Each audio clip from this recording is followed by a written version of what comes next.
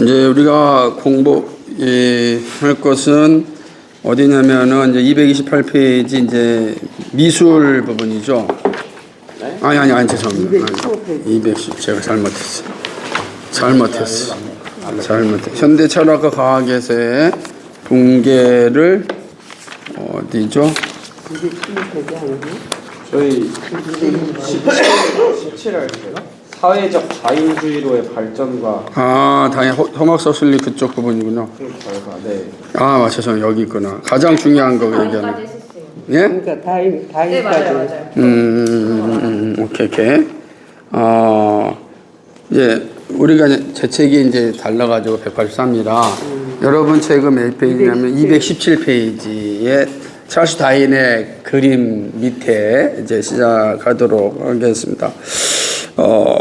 우리가 이제 다윈주의가 되게 중요한 것은 사실은 찰스 다윈이 진화론을 먼저 이야기하고 한 건 아니에요. 그 이전에 이미 이 진화론에 대한 생각들이 많이 있었지만 찰스 다윈이 종의 기원이라는 책을 통해서 오늘 우리가 이야기하는 진화론을 이제 좀 더 대중화시켰다 이렇게 생각하면 돼요. 그러니까 이렇게 살다 보면 어떤 물질을 발견한 사람과 그 물질을 대중화시킨 사람 차이가 있는데 역사는 발견한 사람은 역사에 기록은 되어 있지만 기억하는 사람은 대중화시킨 사람을 기억하는 거죠. 예를 들자면 우리가 비행기를 만든 사람은 누굴까요? 근데 그렇지 않거든요. 그러니까 이전에 있었지만은 이미 이제 우리 대중화시켰던 사람이 라이트 형제 생각하는 거죠. 그러니까 그렇다면 이제 오늘날 같은 예를 들자면 비행기를 그러면 어느 기준으로 볼 거냐에 따라서 좀 달라지긴 하겠지만은 근데 그런 어떤 이제 모습들을 좀 보는 것처럼 다윈이 그렇다. 근데 이제 우리가 이야기할 때 적자 생존이라고 하는 말은 누가 했을까요? 적자 생존이란 표현. 다윈? 다윈이 한 말이 아니죠. 다윈은 적자 생존이란 말 쓰지 않고 자연 선택, 토막 서슬리, 허버트 스펜서라고 하는 사람이 이제 하게 되는데 이제 문제가 뭐가 이게 이제 사회적 진화론이라 그러니까 다윈의 생물학적 진화론을 사회 속으로 가져와서 사회적 진화론을 얘기한 거. 적자 생존이 무슨 뜻입니까? 적자 생존이 무슨 뜻이에요? 강한 자가. 그렇죠. 강한 자가만이 살아남는 게 자연의 원리다. 그게 이제 생물학에서 사회로 오게 되면 나타나는 현상이 뭐가 될까요? 강한 자가 살아남는다면은 모든 사회적 영역에서 가장 밑바닥에 나타나는 건 뭐가 되겠어요? 약한 사람. 그러니까 약한 사람 도태되는 거죠. 강한 사람 살아남는 거죠. 그거를 우리 시대로 얘기하면 뭐가 되는 거예요? 그렇지. 양육강식 경쟁주의. 오늘 우리가 하는 경쟁주의. 혹은 여러분이 보았던 시험. 그죠? 시험 이런 게 다 적자 생존, 사회적인 어떤 진화론의 열매들이에요. 그러니까 진화론을 깨버리면은 시험이라는 게 우리에게 그냥 확인하는 과정이 돼야 하는데 우리는 줄 서는 과정이 됐잖아요. 그죠? 줄 서는 거. 우리나라 같으면은 뭐가 있겠어요? 우리나라 수능 이전에 뭐가 있죠? 예? 우리 수능 이전에 사람들 줄 서기 한 게 뭐가 있겠습니까? 조선시대는? 과거제도 같은 게. 이런 게 이제, 그러니까 이런 과거제도나 이런 것들이 장점은 있잖아요. 왜냐면, 개천에서도 용난다라고 하듯이, 양반이 아닌 사람들도 지원할 수 있는 게 과거제도란 말이에요. 근데 실질적으로 보면 공부를 집중해서 할 수 있는 사람 누구야? 양반의 세력밖에 없단 말이죠. 그러니까 양반으로 가는 길이기도 하지만 어쩌면 양반이라고 하는 제도를 고착화시켜서 계속해서 금수저가 이어서 권력과 부를 누리게 하는 제도 중에 하나가 과거제도란 말이에요. 그래서 과거제도 이전에 뭐가 있겠어요? 과거제도 이전에는 어떻게 인재를 등용했을까? 과거제도 이전에는 그죠? 인맥이 되는 거죠. 그리고 또한 음서제도가 있는 거예요. 뭐 음서제도는 가문의 집안, 왕의 집안이 뭐 그러니까 예를 들면 권력자들 가운데 그 친척들 데려오는 거죠. 대표적인 게 어디겠어요? 우리나라 말고 서구의 왕권이잖아요, 그죠? 그 사람들은 왕의 후손들은 계속 백작, 후작 평생 해먹잖아요, 죽을 때까지. 지가 어떻게 태어났든지. 그러니까 이렇게 했던 것이 아니다 해서 나온 게 이제 이런 과거시험 같은 제도인데, 과거시험도 고착화되는 거. 또 마찬가지죠. 자, 오늘 우리 시대 수능시험 봅시다. 수능에서 서울, 우리가 서열을 지킨 게 사실은 이게 다 사회적 진화론에서 나온 건데, 예를 들면은 대학 서열이라는 게 뭐예요? 강한 자는 좋은 대학 들어가서 살아남아야 되고, 약한 자는, 못한 자는, 서열 밑에 있는 대학 들어가서 도태돼야 돼. 이게 대학 서열 제도의 아주 끔찍한 그 범죄 아닙니까? 그런데 문제는 뭐냐면 서울대 가장 많이 들어가는 데가 어디입니까? 강남에 있는 애들. 왜 강남에 있는 애들이 강북이나 경기도에 있는 우리보다 똑똑하고 뭐더라 탁월해서 서울대 들어갈까요? 똑똑하고 탁월해서 들어갈까요? 여러분도 만약에 강남에 있는 사람들만큼 부모가 투자한다면 전혀 다른 사람이 될 수도 있는 요소죠. 그러니까 사람이게 거기는 뭐 한 사람한테 투자하는 거 어마어마하잖아요, 그죠? 예를 들자면 학원도 갈 뿐만 아니라 각 과목별로 선생님을 다 과목별로 선생을 다 해놓고 애를 완전히 사육시켜서 그거 오로지 그냥 수능만 보게 하고 점수만 높이게 하는 대로 다 하는 겁니다. 오늘 내가 뭐더라 국사 시험 본다 그러면은 국사 담당 선생님, 과외 선생님 와서 쫙 내일 볼 시험에 대해서 딱 뽑아주고 이렇게 한다면 못 볼 사람 얼마나 되겠어요? 정말 완전히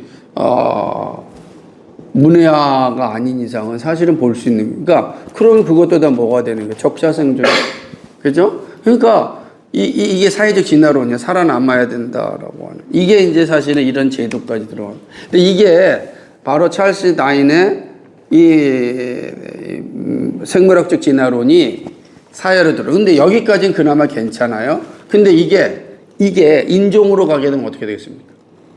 인종으로 넘어간다면. 인종 문제로 간다면, 능력 있는 인종이 능력 없는 인종을 잡아먹고, 가능하죠? 전쟁이 그런 거죠. 내가 탁월하는데 옆에 나라를 보니까 땅은 크게 가졌는데 이놈들은 능력이 없는 놈들이 땅만 크게 가지고 있어. 그러면 능력 있는 우리가 저걸 잡아먹어서 저 땅도 우리 거로 만들어야지. 가능하면 적자생존이니까 사회적 진화론으로. 그러면 그거는 전쟁이 되는 것도 내부 안에서 어떻게 되겠습니까? 그 대표적으로 히틀러가 이야기한 것처럼 유대인들은 저급한 인간이고 게르마니는 고급한 인간이야. 그 고급한 인간이 저급한 인간을 죽이고 고급한 나라를 만드는 것이 합당하다. 왜냐하면 당시에 독일의 모든 경제를 누가 가지고 있었냐면 유대인들이 한 30~40%를 꽉 가지고 있어요. 독일 경제를 저급한 유대인들이 가지고 있어? 말도 안 되는 거지, 그지? 여러분 생각해보세요. 진화론의 관점에서 본다면. 그러니까 이 다윈의 생물학적 진화론이라니 이 사회적 진화론으로 넘겨왔을 때 허버트 스펜서 가져온 이게 끔찍한 역사를 만들었고 지금 오늘 우리의 모습이 되고 경쟁주의에 빠져있는 건 성경의 가르침이 아니라 다윈주의 진화론의 관점이라. 그러니까 우리는 딱 그렇게 사는 거예요. 살아남아야 된다라고 하는 의식 자체가 진화론적인 세계관이 가득 차 있는 거지. 그죠? 그럼 이제 질문할 거예요. 그럼 어떻게 삽니까?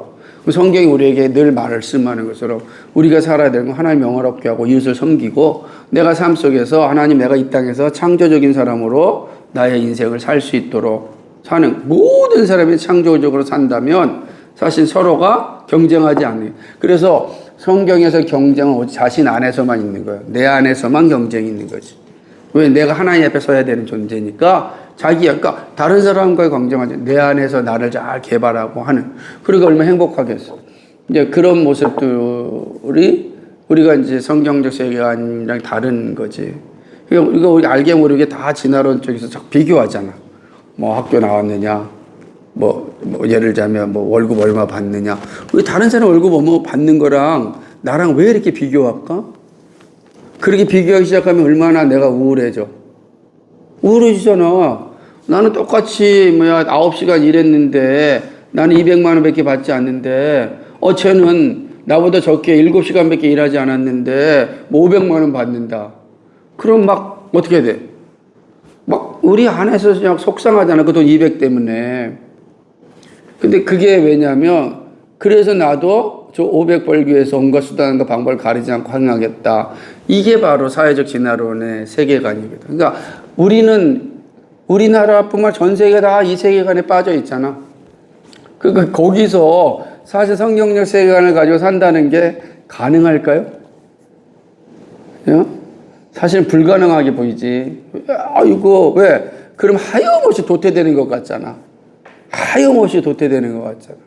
그러니까 그거를 깨지 않는 이상, 그거를 정말로 혁명을 일으키지 않는 이상 참 어렵지. 그러니까 여러분에게 혁명의 주체자가 돼달라라고 나는 요구하지만 그렇다고 해서 그거 하지 못한 여러분을 비난할 자격이 나한테도 없거든.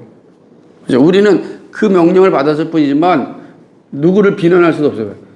그렇게 살아오지도 않았잖아. 나도 그런 진화론적 세계관 아무것도 모르고 살아왔으니까 막 경쟁에서 이기려고 하고 남들보다 더 하는 거지. 예를 들자면은 조금 말이 뭐하지만 교회 성장론자, 교회 성장주의자도 다 사회적 진화론에 빠져 있는 거지. 그죠? 왜 교회를 성장해야 되지? 한번 물어봅시다. 교회가 왜 성장해야 될까? 우리 성현이?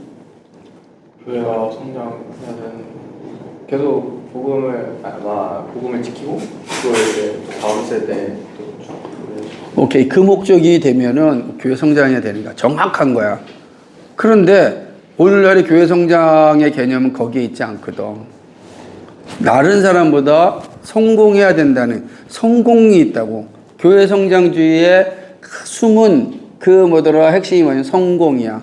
그래서 교회를 크게 하면 뭐라 그래? 성공한 목사라 그래. 큰 교회에서 성공한 목사야. 그리고 작은 교회 목사는 성공하지만 실패한 목사가 돼. 얼마나 우스워. 그러니까 뭐가 생겨? 여기에서 작은 교회 다닌 사람들은 주눅 들고 큰 교회 다니면 어느 교회 다녀? 그럼 예를 들어 우리나라의 큰 교회, 사랑의 교회처럼 큰 교회 당당하게 저 사랑의 교회 다닙니다. 막 그래. 근데 작은 교회 다니면은 어느 교회 다녀요? 그러면 그냥 동네 작은 교회 다녀요. 그러니까 우리가 뭐냐면 우리도 알게 모르게 뭐에 빠져 있는 거야? 진화론적 세계관에 빠져 있는 거죠. 여러분, 진짜 여러분이 하나님 앞에서 결정해서 살아가는 건 중요한 게 아니에요. 사실은 그래서 성경의 세관이 가득한 북유럽의 교육지대가 좋은 건 거기는 다 좋은 건 아니지만 그나마 가장 고등학교를 졸업하는 자격시험만 끝나면 모든 대학 아무데나 갈 수가 있는 거야. 아무데나. 서열이 없어. 아무데나. 근데 아무데나 가니까 갈 사람만 가지. 안 가. 한 60-70%는 안 간다고. 그러면 60-70%가 안 가는 덴마크나 핀란드 같은 사회는 누가 주도하고 있는 거야? 사회를 이끌어가는 건. 그렇지. 고등학교 졸업한 사람들이 모든 영역에 있는 거야. 그러나 그렇지만 놀랍게도 그 나라에서 탁월한 노벨상이 많이 나오고 또 탁월한 이 천재들 나오잖아. 그 30% 안에서 해결하는 거야. 그러니까 그 사람은 하고 싶으니까. 그러니까 우리도 그렇게 해야 된다는 거지. 근데 이런 혁명을 일으키려면 몇백 년이 걸려야 되는 거랍니다. 덴마크라는 데는 사실은 놀랍게도 그룬팁이라고 하는 덴마크는 그룬팁이라고 하는 위대한 교육자가 정치학자가 이런 걸 만들었다. 그룬팁이라고 하는 한 사람의 정치학자가 교육학자가 그런 사회를 성경적 세계관을 다 가지고서 성경의 가르침이 우리 현실에 나타나야 된다. 이런 그룬팁이 말 들었으니까 한번 읽어보세요. 근데 그러니까 참 그래서 나는 우리 교회 여러분들이 훌륭한 거야. 여러분들이 이런 거에 연연하지 말고 항상 목적이면 그 다른 사람 경쟁하지 말고 내가 내 안에서 경쟁하며 내가 그러면 하나님을 기쁘게 하고 이웃을 잘 섬길까? 그리고 내 인생이 창조적인 삶으로 살 수 있을까? 이걸 늘 기도하고 살면 우리는 적어도 우리 안에서는 뭘 없애야 돼? 서열이 없어야 돼. 뭐 대학을 들어갔고 좋은 직장, 뭐 대기업 들어 이런 거 다 없애야. 그걸 없애면 혁명이 일어나는 거야. 그걸 없애기 시작하면 그죠? 그러면 하나님께서 창조적인 사람들에게 창조성을 더 주셔서 뜻하지 않는 열매들이 나타나. 그때 비로소 은혜구나. 아, 내가 지금 하나님 은혜를 받고 사는 거야. 고백하는 거야. 그러지 않으면 다 내가 잘났다고 하는 거야. 다 교만과 행위주의자가 다 되는 거야. 교회 다닌 사람들 가운데 90% 이상은 이런 생각, 행위주의자. 그지? 그래서 제일 악한 짓이 뭐냐면 교회 주보에다가 아유 뭐 어디 서울대학교 들어갔다고 어디 대기업 이런 거 얘기하는 것 자체가 그냥 우리 다 똑같아야 돼. 얘도 이번에 직장 들어갔고 얘도 취직됐고 그걸로 끝나는 거야. 취업했고 하나님이 각자의 은사에 따라 어떤 의사가 될 수 있고 변호사가 될 수 있고 뭐더라 요리사가 될 수 있고 목사가 될 수 있고 다 그냥 은사들을 준 거잖아. 안 그래? 그러니까 보면은 우리 조성환도 그러고 우리 누구야 김호진도 그러고 결정을 했잖아. 자기 인생 결정을. 내가 이렇게 하겠다. 나는 이것이 근데 그 자체를 우리가 비난해서는 안 되는 거고 그 자체를 박수 쳐야 될 내용이라는 거야. 그러니까 세상은 뭐라 비난하겠지. 야, 뭐 하는 거냐 너 지금. 야 지금 한국당에서 대학이 안 나와가지고서 뭘 삶의 질을 높이려고 그러냐. 이거는 진화론적 세계관이라고. 근데 문제는 뭐냐면 우리 안에 불안하니까 대학 갈 수 있잖아. 그때 대학 생활한 것 자체를 부정하면 안 되는 거잖아. 그지? 그 사람은 그걸 놓고서 내 길을 가는 거니까. 나 좀 더 갈 수 있고, 나 대학원도 갈 수 있고. 이 모든 것은 하나님 앞에서 내가 경쟁하고 살아가는 거지. 그러니까 우리는 비교하는 게 아니라 자기 길을 간다. 그래야 진화론적 세계관을 이길 수가 있는 거라. 그래야. 그게 혁명이야. 내 안에서 진화적 세계관만 깨도 혁명이라. 그러면 이제 배우자를 고를 때도 어떻게 되겠어? 진화론적 세계관을 가지고 보는 배우자와 진화론적 세계관, 성경적 세계관을 가진 사람들의 배우자는 개념이 다르지. 저 사람의 직장, 그게 저 사람의 무슨 집안 이게 되는 순간 뭐가 돼? 그 뭐야? 더 강한 자로, 더 높은 데로 올라가고 싶다는 욕망이고 그 진화론적 세계관이지. 성경 세계관은 뭐냐면 어느 배우자를 골라도 저 사람이 정말 하나님을 영화롭게 하고 이웃을 잘 섬기고 창조적인 가정과 삶을 살고자 하는 그 마음들이 있어. 그런 사람 찾기가 어렵겠지만 그렇게 기도할 때 그의 배경이 어떤 상관? 당장 지금 직장이 없어. 그게 뭔 상관이냐고. 우리 혁명을 일으켜야 되는데 못 일으키는 거야 우리가. 너무 지나는 세계관에 가득 차 있어서 혁명을 일으켜야 되는데 여러분 부모들은 절대 못 일으킵니다. 그분들 지나는 세계관에 가득 차 있어서 그게 진화론적 세계관인지도 모르고 사는 거야. 여러분도 그랬고 우리도 그랬고. 그러니까 이제 우리 이제 예진이나 이렇게 주일학교 애들한테는 좀 그러지 말자고 가르치는데 시간이 걸린다고. 여러분부터 한번 깨보십시오. 누구를 만나든 상관이 없어요. 그 사람의 그 세계관을 가지고 있는 사람이 중요하다. 이게 되죠? 그게 바로 이제 얘기인데. 자, 그 다음 여기 봅시다. 이 되게 중요한 거는 이렇게 가르치고 있어요. 가장 중요한 점은 어느 누구도 인간이 어떻게 우연과 시간으로만 인간 아닌 존재에서 나오게 될 수 있었는지를 보여주지 않았다는 것이다. 사회적 생물학적 진화론의 핵심이 뭐예요? 인간이 뭐냐면 인간 아닌 존재에서 인간이 되었다. 우연 플러스 시간을 통해서. 그렇습니까? 원숭이가 긴 시간 동안에 우연히 인지혁명을 통해서 사람이 됐다. 이게 진화론의 핵심이라고. 그러니까 이거 사람 믿는다니까. 어떻게 사람 아닌 사람이 나오겠냐고요.